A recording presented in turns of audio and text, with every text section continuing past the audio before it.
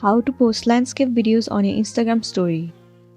So the very first thing you need to make sure that your application Instagram is up to date. If not, you can easily update your application from Play Store or in App Store. Once the application is up to date, head over to Instagram.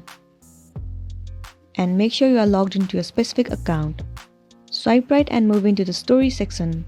Head over to gallery. Search for the landscape video that you want to post.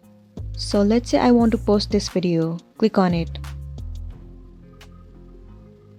So right here you can see that the video is on the full screen mode and not the landscape. In order to make it landscape, all you want to do is zoom out the video and then adjust the size as you want to. This way the video will not be cropped anymore and you'll be good to go. So that's it, and this was a tutorial video on how to post landscape videos on Instagram. I really hope this video is going to be helpful for you. Thank you for watching it till the end.